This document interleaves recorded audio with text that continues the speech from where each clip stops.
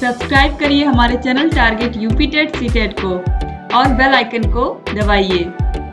Hello friends, स्वागत करती हूँ मैं आप सभी भावी अध्यापक एवं अध्यापिकाओं का आपके अपने channel target UP TET CTET में। दोस्तों, आप लोगों का सेकेंड सेमेस्टर का सिलेबस मैंने ऑलरेडी बता दिया था कि कितने सब्जेक्ट हैं और कौन सा सब्जेक्ट कितने नंबर का था। अब दोस्तों, यहाँ पर मैं बताने वाली हूँ कि कौन कौन से टॉपिक आपको पढ़ने हैं, यानी कि जो आपके सातों सब्जेक्ट हैं उनमें जो आपका पहला पेपर है वर्तमान भारतीय समाज और प्रारंभिक शिक्षा, जो कि आपका 50 नंबर का पेपर है, एजुकेशन का पेपर है।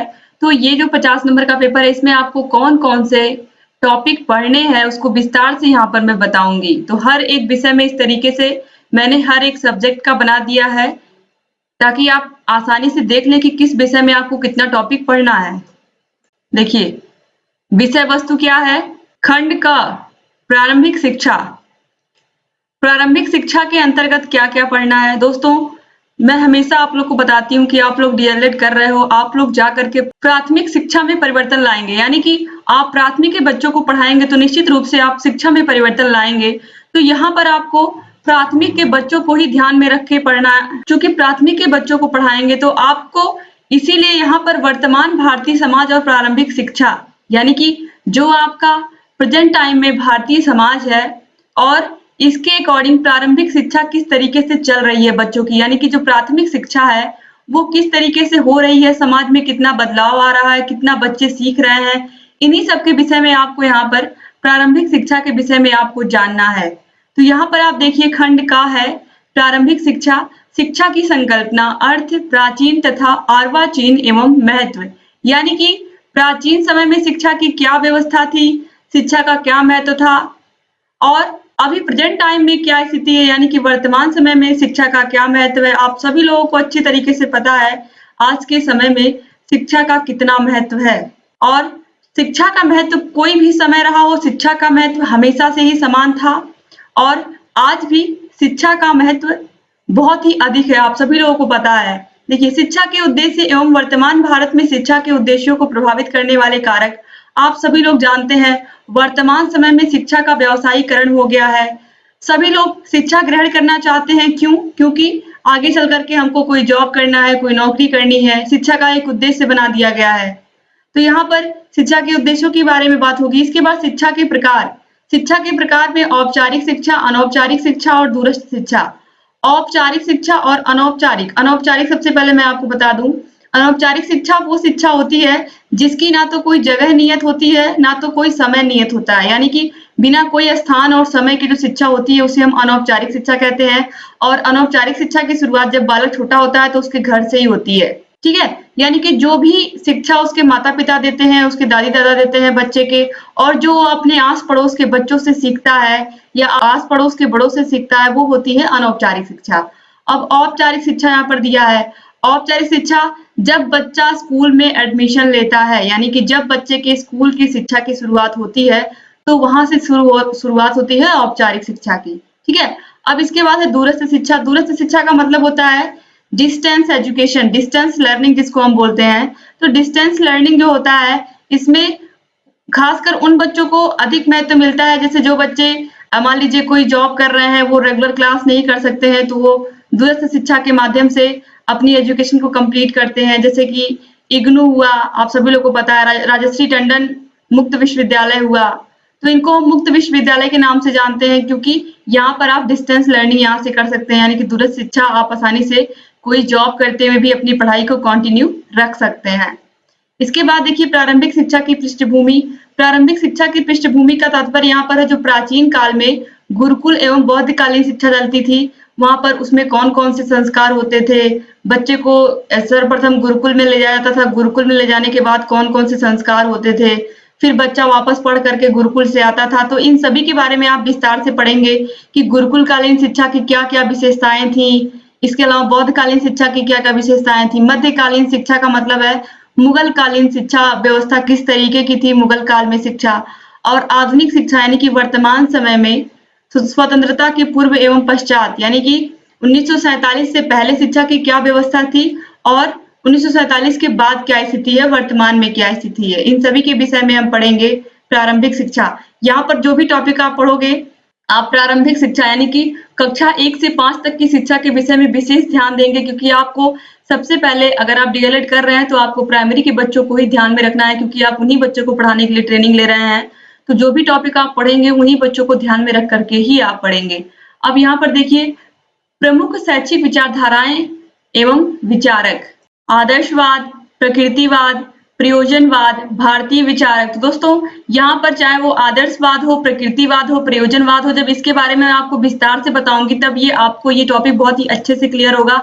अभी आप बिल्कुल अनभिज्ञ हैं इस टॉपिक से, एक एक टॉपिक को बहुत ही विस्तार से अच्छे से पढ़ाऊंगी मैं, ताकि आप लोग का जो सेकेंड सेमेस्टर है वो बहुत ही अच्छे से तैयार हो जाए। इसके बाद भारतीय विचारक: विवेकानंद, रविंद्रनाथ टैगोर, महात्मा गांधी, डॉक्टर राधाकृष्णन, गिजू भाई बधेका, इन सभी के विषय में आपको पढ़ना है। यानी कि चाहे स्वामी विवेकानंद हो, इनका पहले आपको पूरा जीवन परिचय पढ़ना होगा सभी का। उसके बाद सभी ने प्राथमिक शिक्षा में कौन-कौन से सुझाव दिए थे उनके विषय में आपको पढ़ना पड़ेगा, और इनकी रचनाएं कौन-कौन सी थी इसके विषय में भी आपको याद करना पड़ेगा। तो इन सभी के बारे में भी मैं सबके विषय में आपको डिटेल से पढ़ाऊंगी। इसके बाद है पाश्चात्य विचारक, जैसे Plato, Rousseau, John Dewey, Froebel, Maria Montessori, इन सभी के विषय में भी आपको पूरा मैं यहाँ पर पढ़ाऊंगी। एक एक लोगों के विषय में आपको जानकारी होनी चाहिए, कहाँ के रहने वाले थे, चाहे प्लेटो हो, रूसो हो, जॉन ड्यूवी हो, फ्रॉवेल हो, मारिया मॉन्टेसरी हो, सबके विषय में आपको जानना भी है, इन्होंने प्राथमिक शिक्षा में अपना क्या योगदान दिया था। इन सभी के विषय में आपको डिटेल से जानना है, क्योंकि एग्जाम में आप जब अच्छे से पढ़े रहेंगे तभी लिख पाएंगे। अब यहाँ पर देखिए दोस्तों, खंड खा में क्या क्या आपको पढ़ना है। खंड खा में देखिए, शिक्षा और समाज। आप सभी लोगों को पता है, जो भी बच्चे प्राइमरी विद्यालय में एजुकेशन लेने आते हैं, उनको सिर्फ और सिर्फ आपको उनको नहीं देखना है, आपको उनके माता पिता वो किस तरीके से के वातावरण से आ रहे हैं, उनको कौन कौन सी सुविधाएं मिल रही हैं, और उनके पेरेंट्स उनकी शिक्षा में कितना योगदान दे रहे हैं। आप सभी लोगों को पता है, खासकर जो प्राइमरी में बच्चे आते हैं उन सभी की आर्थिक स्थिति बहुत अच्छी नहीं होती है। बहुत ही कम बच्चे ऐसे होते हैं जिनकी आर्थिक स्थिति, जिनके माता पिता की आर्थिक स्थिति बहुत ही अच्छी होती है, वरना बहुत ही द्वेष क्लेश होता है उनके घरों में, और बहुत सारी दिक्कतें होती हैं जो हर चीज यहाँ पर डिस्कस नहीं कर सकती मैं। लेकिन बहुत सारी ऐसी समस्याएं होती है, जब विद्यालय में बच्चे आते हैं, जब हम लोगों से बताते हैं कि मैम ऐसी ऐसी समस्या है, तो फिर समझ में आता है कि दोस्तों कि कितनी ज्यादा दिक्कत होती है जो बच्चे प्राइमरी में आते हैं। ऐसा नहीं है सारे बच्चों के यहाँ दोनों टाइम का भोजन उपलब्ध होता है। बहुत सारे बच्चे ऐसे होते हैं जिनके यहाँ दोनों टाइम का भोजन नहीं उपलब्ध होता। तो कहीं ना कहीं सरकार जो मिड डे मील योजना चलाती है वो बहुत अच्छा होता है दोस्तों, कि बच्चे आराम से एक टाइम अच्छे से स्कूल में आकर के भोजन कर लेते हैं। और भी बहुत सारी ऐसी समस्याएं होती हैं, जरूरी नहीं कि सारे बच्चों के पैर में चप्पलें नहीं होती हैं। जूते 2 मिलते हैं स्कूल में, जब उन लोग को यूनिफॉर्म मिलता है 2 मिलते हैं, लेकिन वो भी पहनते पहनते फट जाते हैं। तो फिर जब नेक्स्ट ईयर आता है तो फिर उन लोगों को मिलता है।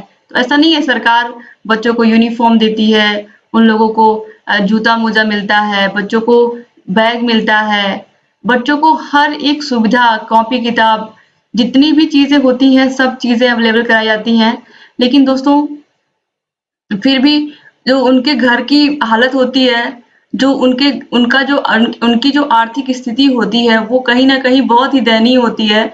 तो यहाँ पर आपको, जब आप अपनी पढ़ाई कर रहे हो, जब आप अपना ट्रेनिंग कर रहे हो, तो आपको कहीं ना कहीं उन बच्चों को हमेशा माइंड में रखना है कि आपको आगे चल करके प्राइमरी के बच्चों को पढ़ाना है। आप डीएलएड कर रहे हैं, तो आपको, जब आप उन बच्चों को ध्यान में रखेंगे तो आप बहुत सारी चीजें आपके लिए बहुत आसान हो जाएंगी। पहले के टाइम पे ऐसा नहीं था कि मोबाइल फोन थे, स्मार्टफोन थे, तो बच्चों से उतना कनेक्ट नहीं हो पाते थे हम लोग। लेकिन आज के समय में मोबाइल फोन है, और कहीं कोई बच्चा स्कूल नहीं आया तो आसानी से हम फोन करके पता कर सकते हैं उनके पेरेंट्स से कि आपका बच्चा स्कूल क्यों नहीं आया, आज क्या हुआ। तो माता पिता भी बताते हैं कि आज काम था खेत में, ये सारी चीजें बताते हैं, आज नहीं गया कल जाएगा, आज उसके पास पेंसिल नहीं था, कॉपी नहीं थी, इसलिए उसने जिद की, आज नहीं आया। तो ये सारी चीजें कहीं ना कहीं आज के आधुनिक समाज में, ये सारी चीजें होने से जो संचार के साधन है उनसे कहीं ना कहीं माता पिता से संबंध रखने में या माता पिता से कम्युनिकेशन स्थापित करने में फायदा मिलता है। तो यहाँ पर दोस्तों देखिए, जो शिक्षा और समाज है, शिक्षा यानी कि जो आप स्कूल में बच्चों को शिक्षा दे रहे हैं, जो लोगों को ज्ञान दे रहे हैं, और समाज, समाज जो उनके आसपास का वातावरण है, उनके माता-पिता, उनका परिवार, इन दोनों में किस तरीके से सामंजस्य बैठा करके आपको चलना है, शिक्षा और समाज का अंतर संबंध यही है, ठीक है? अब देखिए, शिक्षा के प्रभावी कारक परिवार, समाज, विद्यालय, राज्य एवं जनसंचार साधन, शिक्षा और सामाजिक परिवर्तन के कारक। आप सभी लोग को पता है कि अगर किसी भी समाज में परिवर्तन लाना है तो सबसे अधिक योगदान शिक्षा का होता है।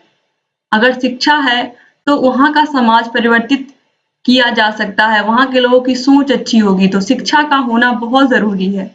इसके बाद है विद्यालय और समुदाय का संबंध, विद्यालय सामुदायिक केंद्र के रूप में। तो दोस्तों, आप सभी लोग को पता है कि स्कूल में पेरेंट्स मीटिंग होती है, तो स्कूल में पेरेंट्स मीटिंग क्यों बुलाई जाती है? इसीलिए बुलाई जाती है कि आपका बच्चा कितना सीख रहा है, आप स्कूल में आकर के देखिए, जो बच्चे के अंदर की कमियाँ हैं, जो बच्चे की गलत आदतें हैं, वो सभी टीचर्स बताते हैं, जो भी बच्चों की कमियाँ होती हैं छोटी-बड़ी। तो ये सभी जब पेरेंट्स सुनते हैं, तो पेरेंट्स भी कोशिश करते हैं कि बच्चों की उन कमियों को दूर किया जाए और बच्चों को प्रोत्साहित किया जाए। तो इसीलिए जो पेरेंट्स मीटिंग होती है, वो इसीलिए होती है। इसके अलावा देखिए, उभरते समाज के मुद्दे, शिक्षा का सार्वभौमिकरण एवं शैक्षिक अवसरों की समानता। सार्वभौमिकरण का मतलब होता है दोस्तों कि हर एक बच्चे को समान रूप से शिक्षा का मिलना, चाहे वह बच्चा समाज के किसी गरीब तबके से आता हो या मिडिल क्लास का बच्चा हो, मध्य वर्गीय परिवार का हो, किसी भी परिवार का बच्चा हो, सभी को शिक्षा का समान अधिकार है। शिक्षा का व्यावसायीकरण एवं इस पर नियंत्रण। आप सभी लोग को पता है आज शिक्षा का पूरी तरीके से व्यावसायीकरण होता हुआ जा रहा है, क्योंकि सब लोग शिक्षा का, पढ़ाई का मात्र एक ही उद्देश्य बना दिया गया है कि हमको नौकरी लेनी है। तो ये कहीं न कहीं शिक्षा का व्यावसायीकरण हो गया है। शिक्षा निजी, कितने सारे निजी स्कूल, प्राइवेट स्कूल खुलते हुए जा रहे हैं, शिक्षा को व्यावसायीकरण के रूप में बनाया जा रहा है। बचपन छीनता, बाल श्रम, निःशुल्क व अनिवार्य बाल शिक्षा में बाधक। जब आप प्राइमरी में जाएँगे तो आप देखेंगे प्राइमरी स्कूलों में बहुत सारे बच्चे छोटी कक्षा में ही बाल श्रम, बाल मज़दूरी करने लगते हैं और वो स्कूल नहीं आ पाते हैं और उनके माता-पिता भी कहीं न कहीं नहीं भेजना चाहते हैं कि चलो अगर बच्चा कमाएगा तो कुछ पैसे लाएगा। तो इन सब का भी सामना करना पड़ता है। जब आप आओगे प्राइमरी में तो आप देखोगे कि कितनी सारी समस्याएँ होती हैं और किस तरीके से बच्चों को एकत्र करना पड़ता है, स्कूल में लाना पड़ता है। आप सभी लोगों को भी इससे पता चलेगा कि किस तरीके से कितना आसान नहीं है एक प्राइमरी टीचर का जीवन। इसके बाद देखिए, जनसंख्या, शिक्षा, अर्थ, आवश्यकता, महत्व एवं समयानुरूप मानव संसाधन का विकास। दोस्तों, जनसंख्या के विषय में भी आपको जानना है, क्योंकि आप सभी लोगों को पता है कि हमारा जो देश है वो दुनिया में भी दूसरे नंबर पर है जनसंख्या में, चीन के बाद ही है। तो कहीं न कहीं जनसंख्या इतनी अधिक है, तो सभी, जब जिस देश में जनसंख्या अधिक होगी तो उसी जनसंख्या के अनुरूप वहाँ पर लोगों को सुविधाएँ भी चाहिए। सुविधाएँ का तात्पर्य है उनको खाने के लिए भोजन चाहिए, पीने के लिए स्वच्छ पानी चाहिए, स्वास्थ्य सुविधाएँ चाहिए, समाज में सबको समानता का अधिकार चाहिए। तो इस तरीके से ये सभी चीज़ें, जब इतना बड़ा हमारा देश है और देश में सभी लोगों को सारी सुविधाएँ चाहिए, तो कहीं न कहीं इतनी आसानी से सारी चीज़ें सबके लिए अवेलेबल करवाना और सबको समान रूप से सारी चीज़ें वितरित करना आसान नहीं है इतने बड़े देश में। तो इसलिए आपको यहाँ पर जनसंख्या के विषय में भी पढ़ना पड़ेगा।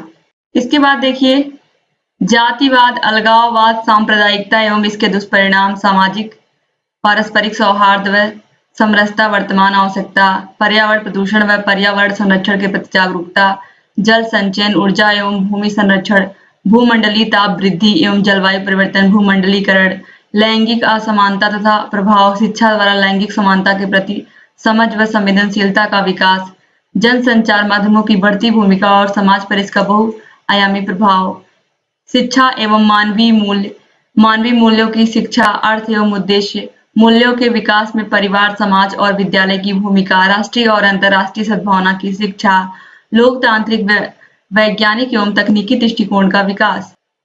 तो आपको इतनी सारे टॉपिक पढ़ने पड़ेंगे आपके वर्तमान भारतीय समाज और प्रारंभिक शिक्षा में, और हर एक टॉपिक को बहुत ही आसानी से इजी वे में मैं पढ़ाऊंगी आपको, और आप बहुत ही अच्छे से सारे टॉपिक को सीखते हुए जाएंगे, समझते हुए जाएंगे। और जहाँ कहीं भी आपको प्रॉब्लम होगी आप लोग कमेंट बॉक्स में कमेंट करके मुझे बताइएगा, मैं आपकी सभी समस्याओं को भी दूर करूंगी।